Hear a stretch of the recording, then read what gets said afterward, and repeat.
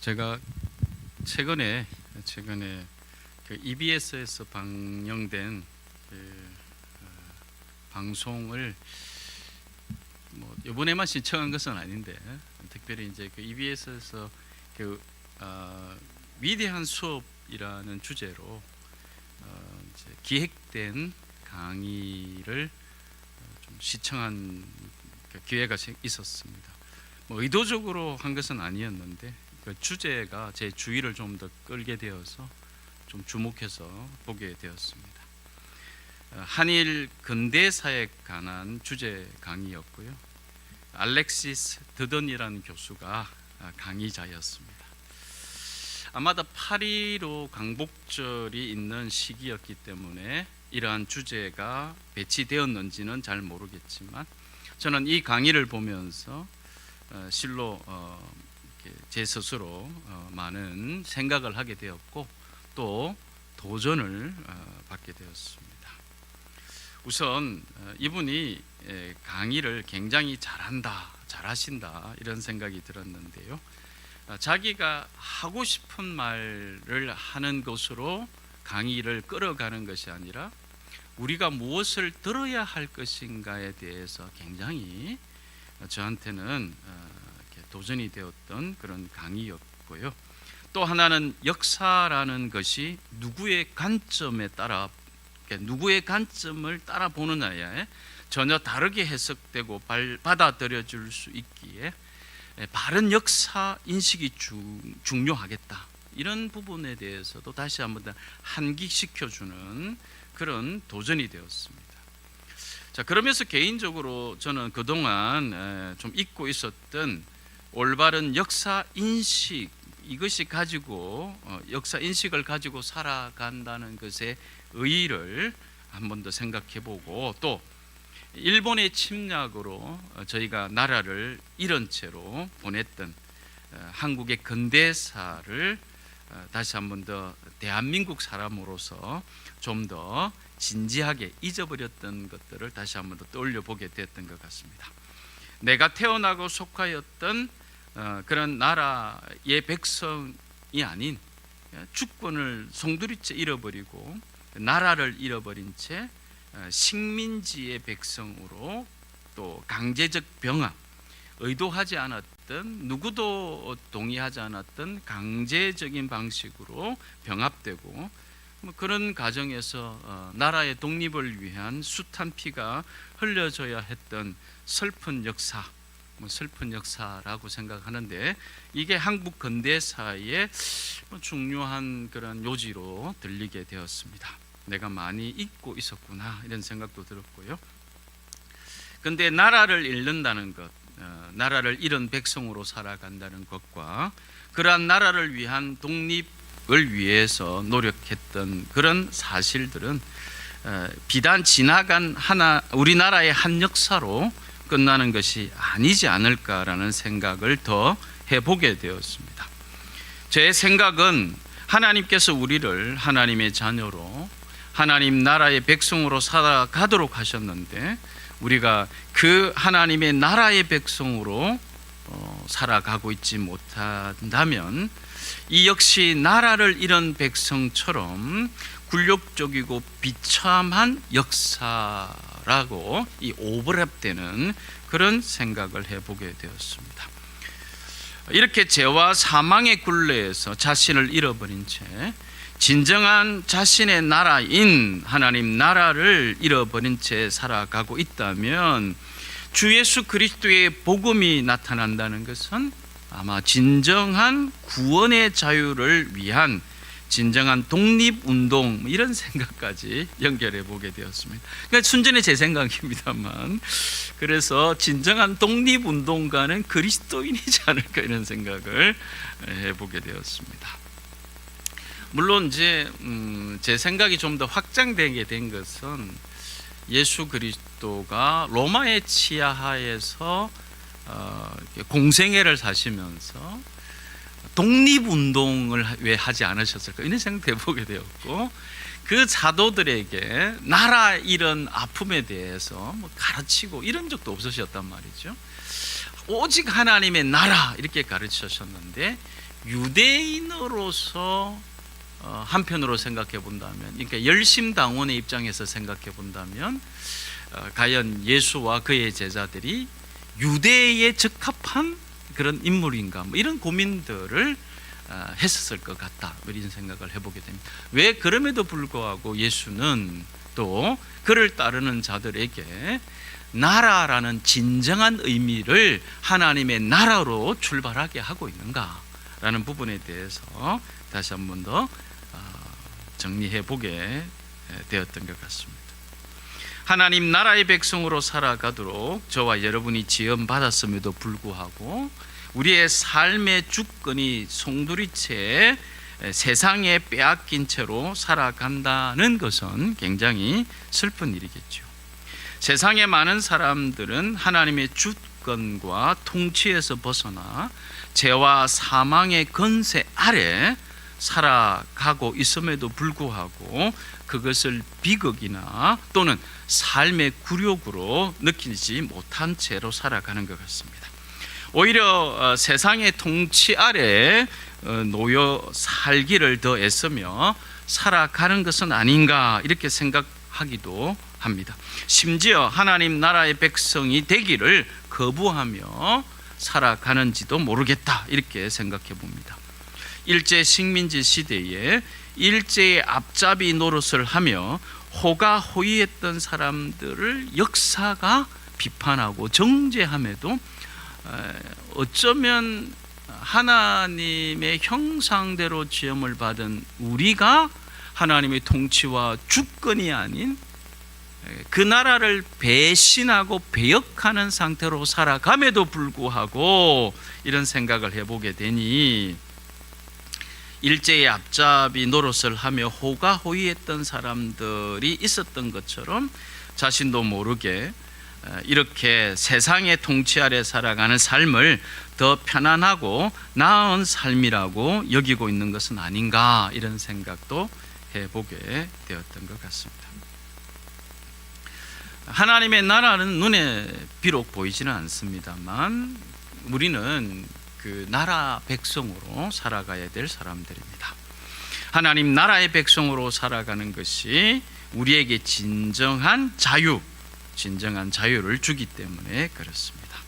그러니까 진정한 자유에 대한 해석은 세상이 동의하지는 않지만 성경은 진정한 자유에 대해서 하나님의 나라를 이해하지 않으면 안 된다, 이렇게 가르치고 있다는 사실을 기억하시기를 바랍니다. 원래 창조된 제자리로, 원래의 자리로 되돌아가는 삶이 바로 자유를 누리는 삶이다, 이렇게 가르치고 있다는 것이죠. 이 복음의 소식을 전하며 살아간다는 것이 바로 이 자유를 가르치고 이 자유에 대한 바른 소식을 말하는 것이며, 이 복음을 위한 삶을 살아가는 것이 어쩌면 이제 독립을 위해 애썼던 그들의 삶과 비견해서 오버랩해서 생각해 볼 수 있지 않을까라는 생각도 해보게 되었습니다. 자, 오늘 본문으로 돌아가 보면 오늘 우리가 함께 읽은 말씀에서 사도 바울이 등장하게 됩니다. 사도 바울 역시 이 땅에서 하나님 나라의 백성으로 살았고, 하나님의 나라의 백성으로 진정한 자유가 무엇인지, 그 자유를 누리며 살아간다는 것이 무엇인지, 그리고 그 자유를 전하며 살아갔던 삶이란 어떤 것인가를 우리들에게 잘 보여주고 있다, 이렇게 말씀드릴 수 있습니다. 오늘 말씀은 이제 사도행전 21장부터 연결되어 있습니다. 우리가 잘 알다시피 사도 바울은 예수를 믿는 사람들을 박해하는 일에 굉장히 앞장섰던 사람이었습니다. 그래서 대제사장들에게 권한을 위임받아서 다마스쿠스라고 세번역에서는 나오고 있죠. 거리를 예루살렘에서 따진다면 대구 정도의 거리인데, 이 다마스쿠스로 가던 도중에 예수님의 음성을 듣고 우리가 잘 알고 있는 용어로서 말하면 회심을 경험하게 되죠. 그래서 사도 바울은 그 전에 예수 그리스도와 그를 믿는 자들을 박해했던 그런 삶을 완전하게 정반대의 삶으로 이제 서게 되어지는 모습을 보게 됩니다. 그래서 바울은 여러 곳을 다니며 그가 박해하고 핍박했던 그 소식을 그대로 전하며 증거하는 모습을 우리가 보게 됩니다. 주님을 믿는 사람들을 잡아들이려 가던 다마스쿠스에서 여러분 예수를 만나서 회심하고 바로 예수 그리스도의 복음을 전하게 되어지는 모습을 봅니다. 그리고 그 이후에 약 30여 년간의 일생 동안 바울은 수리아 안디옥을 거점으로 루스드라, 이고니안, 에베소서, 마게도니아 등 여러 곳에서 주의 복음을 전하다가 오늘 이제 우리가 읽었던 이 예루살렘에 도착하게 되어지는 겁니다. 이렇게 사도 바울이 여러 곳에서 복음을 전하는 동안 사도 바울은 우리가 잘 알고 있는 것처럼 많은 일들이 이제 일어나게 되어집니다. 예루살렘에서 도착해서도 유대 사람들이 바울을 붙잡아서 이렇게 얘기하죠. 이 사람은 어디에서나 우리 민족과 율법과 또 이곳을 거슬려 사람들을 가르칩니다. 더욱이 그리스 사람들을 성전에 데리고 들어와서는 이 거룩한 성을 더럽혔습니다. 이렇게 이제 선동한 거죠. 정확하게 보지도 않은 채로 추정과 추적을 가지고 추측한 것을 가지고 또 일방적으로 바울을 싫어했던 감정을 가지고 이러한 고소 고발을 하게 됩니다. 이러한 것들이 아마 30년간 바울이 이제 곳곳을 다니면서 복음을 전하면서 겪었던 많은 일들과 관련되어지고 있었던 것 같습니다. 그래서 바울은 이렇게 예루살렘에 들어와서 체포되어서 갇히는 신세가 되고 말았습니다. 오늘 우리가 함께 읽은 본문 말씀은 이렇게 사도 바울이 아그리빠 왕 앞에서 피고인으로 자신을 변호하는 내용입니다. 물론 이제 사도행전이 역사서라는 관점을 가지고 있기 때문에 이 아그리빠 왕이 누구인가 궁금하시지 않습니까? 스스로 찾아보시면 되겠고 제가 이거 아그리빠 왕까지 설명하다 보면 아마 오늘 집에도 못 가고 할 수 있으니까 거기에 대해서는 생략하도록 하겠습니다. 대충 설명하자면 예수님이 태어나셨을 때 헤롯 대제, 헤롯 왕 이제 손자라 이렇게 생각하면 되겠습니다. 아그리빠는 그 헤롯 왕의 손자 이렇게 되겠습니다.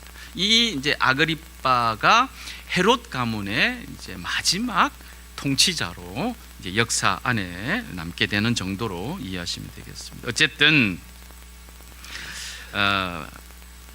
유대 제사장들과 장로들로부터 그리고 이제 유대 사람들이 고소 고발을 진행을 해야 되니까 이 진행한 사람들이 누굽니까? 유대의 대제사장들과 장로들이 이제 진행을 했겠죠. 그래서 바울을 정식으로 고소를 해서 이제 바울은 피고인의 신분이 되겠죠. 자신을 죽이려고 하는 사람들이 자신을 감옥에 가두게 했다는 것이죠. 이 사실 자체가 예수님께서 십자가 처형이 증거도 그렇고 또 고소 고발하는 내용이 무죄한 것이었던 것과 같이 바울도 그런 비슷한 처지였습니다만 그럼에도 바울은 그 무죄한 내용들을 가지고 있었음에도 불구하고 일방적으로 감옥에 갇혀져 있다 이렇게 볼 수 있습니다. 바울은 그렇게 오랫동안 복음에 힘쓰고 애쓰다가 지금 그 복음 때문에 누렸던 자유를 박탈당하고 또 많은 사람들에게 복음을 전했던 그 자유가 지금 바울은 억압된 채로 바울을 만지고 있었다 이렇게 볼 수 있습니다. 자, 이런 상황에서 바울이 자유가 억압된 상황에서 이제 아그리빠 왕이 바울에게 이렇게 얘기하죠. 할 말이 있으면 해라. 할 말이 있으면 해라. 자, 여러분, 이런 상황이라면 저와 여러분은 어떤 말을 하겠습니까? 자, 이제 해봐라. 이 아그리빠 왕이 좀 이렇게 한쪽으로 좀 치우친 왕은 아니었던 것 같아요. 그래서 예를 들면 이제 유대인들의 환심을 사기 위해서 이제 유대 쪽으로 좀 치우쳐서 재판을 좀 이렇게 편파적으로 진행할 정도의 인물은 아니었던 사람이라는 뭐 그런 이제 시각을 좀 가지게 될 것 같아요. 그러니까 그런 아그리빠 왕 앞에 바울은 변호를 하게 되는 거죠. 좀 더 공정하게 다루려고 하는 왕 앞에서 변호를 하게 되는 것이죠. 자, 이런 상황이라면 어떤 말을 할 것 같습니까? 이미 말을 해봤자 끝났다가 아니라 말을 하면 공정하게 진행이 될 것 같은 상황이 이제 맞닥뜨려진 거죠. 바울에게 있어서는 절호의 기회가 온 거죠. 이런 상황에서 여러분과 저와 여러분 같으면 어떤 말을 하겠는가? 아마 왜 자신이 억울하게 갇혀야 되는지 강력하게 증명해 낼 수 있는 절호의 기회로 삼을 수 있지 않을까요? 그러니까 나는 잘못한 것이 없습니다. 또 여러분들이 오해를 한 것 같은데 나는 그런 의도가 없었습니다. 정인이 누굽니까? 데려와 보십시오. 뭐 이런다든지, 나를 예루살렘에 그리스 사람을 데리고 갔다는데 누굽니까? 뭐 이렇게 얘기를 한다든지, 데려와 보십시다. 뭐 이렇게 해서 오히려 대제사장과 유대 장로들의 고소 고발이 허위임을 이 바울의 상태에서는 충분하게 지금 이렇게 몰고 들어갈 수 있는, 뭐 그렇게 변호할 수 있는 그런 상황일 것 같거든요. 뭐 그래도 되지 않을까요? 그렇게 기회를 준 거잖아요. 또는 일단 한 발 좀 물러서면서 자신이 감옥 밖으로 나가야 되니까 로마 제국과 나는 이제 예루살렘 성전을 더럽게 하는 이런 의도가 전혀 없었고 정인도 없었다. 이런 강력한 사실들을 좀 더 치밀하게 얘기하면서 앞으로 좀 조심하겠습니다. 뭐 이 정도, 이렇게 좀 몸을 낮추고 뭔가 다음을 기약해 볼 수 있는 이런 내용들로 변호가 이루어질 수도 있을 것 같은데, 자, 오늘 읽었던 26장, 이건 26장 2절로부터 봐야 되죠. 그러니까 오늘 읽었던 이 본문이 바울의 변호하는 내용이 들어가 있는데, 이것은 이제 2절부터 진행이 되어지죠. 이것이 이제 바울의 변호를 이제 담고 있는 겁니다. 바울의 변호. 저는 이 정도, 그러니까 이 바울의 변호를 성경에서 이렇게 분량을 차지하면서까지 기록해야 될 이유가 있었을까, 이런 생각을 해요. 그냥 몇 줄로 바울이 했다, 뭐 이렇게 해도 될 것 같은데 굉장히 분량을 많이 주거든요.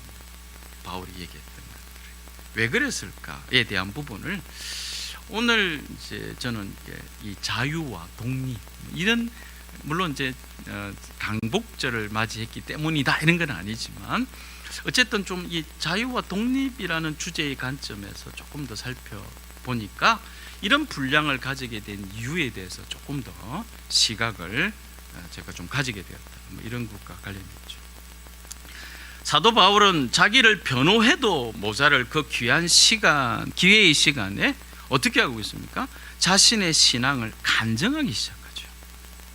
자신이 예전에는 어떤 사람이었는지, 그러니까 무죄에 대한 부분이 들어가 있긴 하지만 지금 바울이 강력하게 계속 얘기하고 있는 주제의 핵심이 뭐냐면 자기 신앙에 대한 간증입니다. 자기가 신앙을 가지게 됐던 그 이유를 얘기하고 있다라는 것이지요.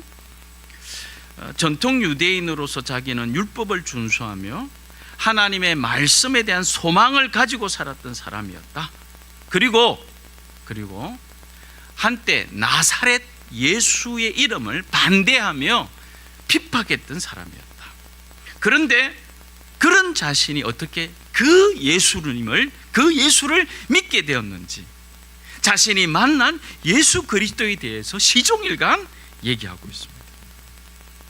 그래서 자신이 하는 일은 오직 모든 사람들이 살아계신 하나님께로 돌아오도록 하기 위함이며, 예수 그리스도가 우리를 위해서 고난을 받으셨고, 그리고 우리를 위해서 다시 죽은 사람들 가운데서 가장 먼저 부활하셔서 모든 이들에게 생명의 빛이 되셨다, 이 얘기를 하고 있는. 근데 여러분, 이 내용이 그 많은 사람들, 바울이 지금까지 살아오면서 30년 동안 그 많은 사람들 앞에서 정언했던 내용들이랄 거라는 거죠. 응? 즉 사도 바울의 자기 변호의 기회와 시간은 복음을 전가하는 기회이자 시간이었다라는 것입니다. 아까 말씀드린 것처럼 바울은 분명 자신에 대한 소명을 해야 되는데, 그의 소명이 무엇이었습니까? 그의 소명이자 변호는 예수 그리스도를 드러내는 것이었습니다. 이 드러내는 것은 바울이 지금까지 해왔던 것과 동일했던 내용이었습니다. 그러니까 같이 섰을 때에 그가 드러냈던 내용과 갇히기 전에 드러냈던 내용이 다르지 않았다, 이렇게 확신할 수 있기 때문에 이 많은 분량들을 고스란히 적고 있는 거 아닌가. 이 많은 분량을 바울이 다메섹에서 예수 그리스도를 만나고 적시로 예수 그리스도의 복음을 전했던 그 내용과 비교해 볼 수 있는 분량이라는 거죠. 그 분량이 다르지, 그 내용이 다르지 않다, 이렇게 확신이 우리가 가질 수 있게 되었다, 이렇게 보는 거죠. 자, 사도 바울은 자신이 감옥에 갇히는 사람들에게, 감옥에 갇힌 사람으로서 자유를 빼앗긴 자처럼 보였지만 그는 여전히 자유한 사람이었습니다. 왜냐하면 감옥에 갇힌 사건이 사도 바울이 증거하는 그 어떤 증거에도 영향을 주고 있지 않기 때문에 그렇습니다. 바울은 감옥에 갇히기 전에도 여러 곳에서 여러 사람들에게 바로 그가 지금 아그리빠 왕 앞에서 했던 변호, 그 내용들을 전하면서 바로 예수 그리스도를 전하며 살았기 때문에 그렇습니다. 그를 믿어야 한다고 전했다는 사실이죠. 이 일로 감옥에 갇히게 되어 앞으로 자신에게 어떤 일이 일어날지 모르는 그 위급한 상황에서도 바울은 감옥에 갇히기 이전과 같은 말로 복음을 전했다라는 이 내용이라고 저는 확신하게 되었습니다. 사도 바울은 세상의 핍박과 억압에서 여전히 자유했던 사람이었다. 감옥에 갇혔다는 것이 그가 하나님 나라의 백성이라는 사실을 빼앗거나 억압할 수 없었다는 사실이죠. 그가 하나님 나라의 백성이라는 사실은 달라지지 않기 때문에 그렇습니다. 그가 하나님 나라의 백성, 하나님의 나라를 위해 산다는 것은 갇히기 전이나 후나 달라지지 않는다라는 사실을 분명하게 우리들에게 보여주고 있습니다. 그래서 이러한 바울의 모습은 예수님께서 말씀하셨던 자유에 관한 말씀을 다시 떠오르게 하고 있죠. 요한복음 8장 31절입니다. 너희가 나의 말에 머물러 있으면 너희는 참으로 내 제자가 된다. 그리고 너희는 진리를 알게 될 것이다. 진리가 너희를 자유케 한다. 고린도후서 3장 17절은 어떻습니까? 주님은 영이십니다. 주님의 영이 계신 곳에 자유가 있습니다. 하나님 나라 백성으로서 그분의 통치를 받으며 자유함을 얻는 사람의 모습, 진리가 너희를 자유케 하리라 하신 말씀처럼 진리를 소유한 사람이 그 진리로 자유함을 누리는 그 모습을 오늘 저는 사도 바울이 아그리빠 왕 앞에서 자신을 믿고 있는 바를 담대하게 전하는 그 모습에서 발견하게 됩니다. 바로 이 자유를 통하여 비로소 진정한 변화의 물결이 일어나게 되어지는 모습으로 나타난다. 그래서 누구도 억압할 수 없는 그리스도인의 자유는 결국은 변화의 물결이 되게 한다. 그런 자유가 되게 한다. 이렇게 결론을 도달해 나갈 수 있겠습니다. 그래서 아그리빠 왕이 그렇게 얘기했죠. 네가 저것말로 나를 그리스도인이 되게 하려고 하는구나. 이렇게 되물어 보고 있지 않습니까? 우리는 지금 이전의 어떤 시대보다 자유로운 삶을 살아가고 있습니다. 특별히 2023년 대한민국 국민으로서 살아가는 우리는 근대사, 근대사에 우리 조상들이 당했던 자유를 억압당하는 일은 없습니다. 하지만 다시 저에게도 묻고 여러분에게도 묻고 싶습니다. 저와 여러분은 예수 그리스도를 믿는 믿음, 그 진리의 말씀으로 정말로 얼마나 자유하고 계시는가? 하나님 나라의 백성으로 그분의 통치 아래 얼마나 자유함을 누리고 계시는가라는 것이죠. 세상에서의 자유를 누리는 것도 중요하고 필요하지만 세상에서 누리는 우리의 자유함이 하나님의 통치 아래 있어야 함을 잊어서는 안 되고, 하나님의 통치 아래서의 자유에 대한 이해의 출발이 진정으로 사람들이 찾아야 될 자유이다. 그 자유가 비로소 사람을 살게 하고 변화시킨다. 이렇게 연결될 수 있을 것이다. 이렇게 확신합니다. 새롭게 하소서라는 이 프로를 가끔 봅니다. 이제 여러분들도 보시는데 그 프로에 언제쯤 나도 나가보나 이런 생각은 하지 말고 어쨌든 새롭게 하소서를 보게 되는데, 이제 요번에 이제 이 본 것은 솔직히 이제 우리 집에서 가장 저하고 가까이 있는 한 집사님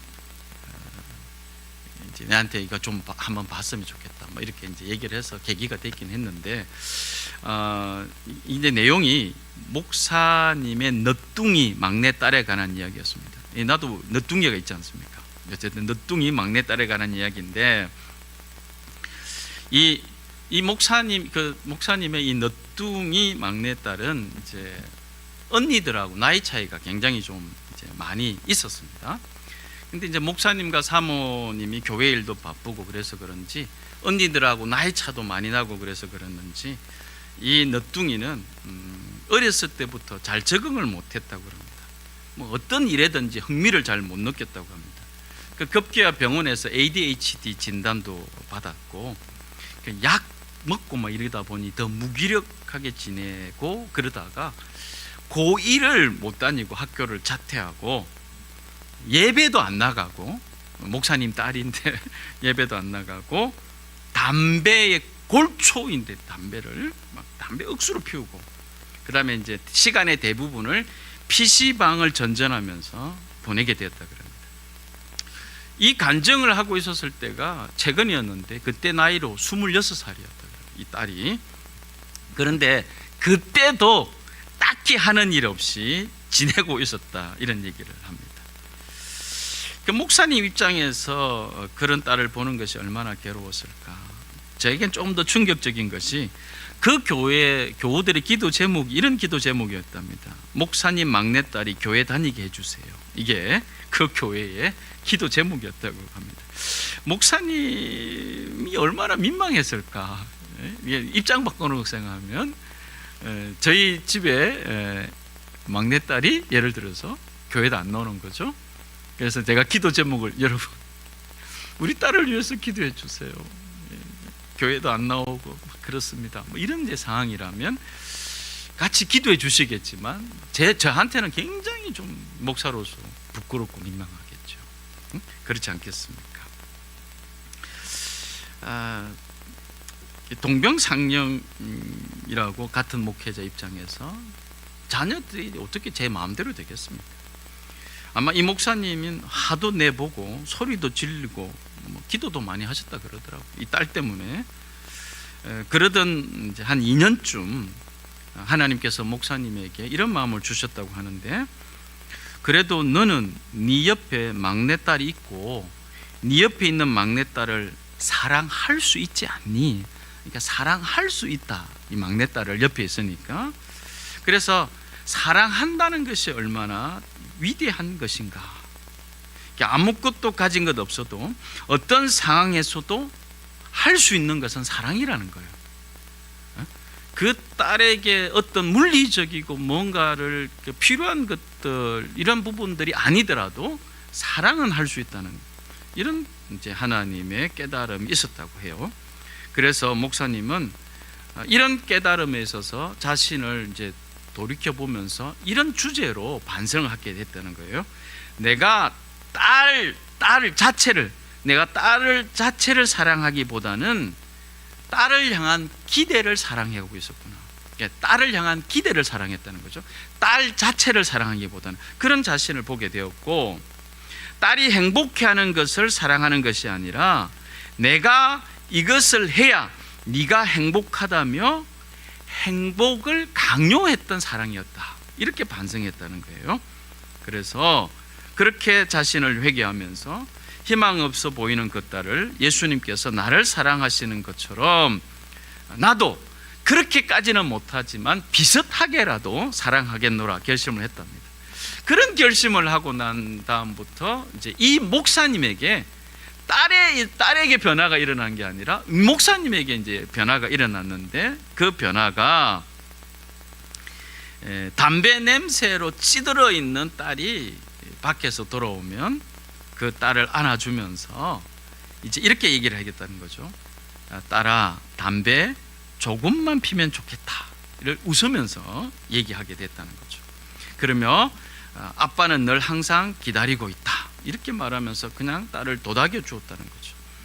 자, 이런 일들이 계속 있었다는 거죠. 한 2년 정도 있었다는 것 같아요. 그러던 중 이제 그 새롭게 하소서 나오기 한 2주 전에, 얼마 안 됐다 그래요. 변할 것 같지도 않고, 이렇게 했는데도 변하지도 않고, 어떤 자극에도 반응하지 않았던 그 막내딸이 보이스피싱 사건에 우연하게 연루가 됐다 그래요. 26살 먹은 그 딸이 처음으로 이 보이스피싱에 연루되어서 처벌을 받을 수 있다는 두려움을 느끼게 됐답니다. 그래서 이 두려움으로 삶에 자극이 들어가게 됐다는 거죠. 그 틈이 보이기 시작하자 엄마가 딸에게 새벽 예배 같이 가보지 않겠니? 이렇게 얘기하니까 본인도 무서우니까 그럼 같이 가보자.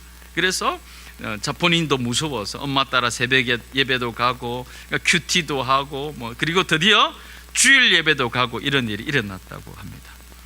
그러니까 이제 그 간증하기 나오기 이제 얼마 전에 이제 이 딸에게 이런 일이 일어나면서 더 놀라운 것은 이제 이 딸이 아르바이트를 시작했다는 거예요. 아르바이트 어떻게 하냐면 동네 약국에서 이제 해주는 그런 아르바이트를 했는데 처음으로 정시에 나가고 정시에 퇴근하는 모습을 아빠가 처음으로 봤다는 거죠. 그러면서 이제 그 TV에 나오기 2주 전에 딸이 이런 약속을 했다는 겁니다. 금연해 보겠다. 담배를 한번 끊어 보겠습니다. 이런 이제 선언을 하고 2주 정도를 담배를 피우고 있지 않다.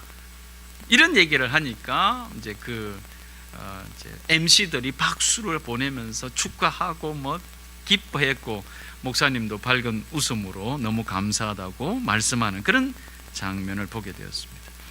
제가 정말 감동을 느끼게 된 것은 딸이 다시 예배를 드리는 것도 감동이었고, 아르바이트를 하면서 사는 것도 감동이었고, 금연을 선언하는 것도 감동이었지만 제게는 좀 더 감동이 되었던 것은 바로 이 목사님의 결심이었습니다. 제가 목사가 되어서 그런지 모르겠는데 목사님의 결심이었습니다. 저한테도 큰 도전이 되었던 것 같습니다. 오랜 시간 그렇게 살아왔던 사람이 갑자기 변하면 어떤 마음이 들까? 죽을 때가 됐나? 갑자기 안 하던 일을 하면 죽을 때가 됐나? 이렇게 생각이 듭니까? 여러분, 우리 중에서도 예를 들면 이 딸처럼 급작스러운 변화가 오게 되었을 때, 바울도 급작스러운 변화죠. 변화가 늘 급작스러운 것만은 아닙니다만 그런 급작스러운 변화도 있죠. 자, 그런데 이런 급작스러운 변화가 왔었을 때에 함께 찾아오는 생각이 어떤 생각이냐면 얼마나 오래 갈까, 이런 생각이 든다는 거죠. 얼마나 저 변화가 오래 갈 수 있을까? 정말 변하긴 한 걸까? 사람은 쉽게 안 변한다던데. 그래서 이 목사님은 내일 다시 딸이 이렇게 얘기했는데 내일 다시 딸이 담배를 피울 수도 있잖아요. 그러면 어떻게 하지? 이번 주 나왔는데 다음 주 다시 교회를 안 나간다 그러면 어떻게 하지? 이런 과거의 낙심과 또 찾아올지 모를 과거의 불안으로 그 아이를 쳐다보았을 때에 목사님의 기도는 이런 기도로 바뀌었다 그럽니다. 이런 기도로 바뀌었다. 하나님, 이 아이가 내일 다시 제자리로 돌아올 수도 있습니다. 그러나 그때 실망하지 않겠습니다. 오늘까지의 변화를 충분히 누리겠습니다. 내일 이 아이가 제자리로 돌아오면 저는 내일 다시 그 자리에서 사랑을 다시 시작해 보겠습니다. 이 기도를 하면서 결단을 하니 이 목사님의 변화는 자유를 누렸다. 자유를 누리게 되었다. 이렇게 고백했습니다.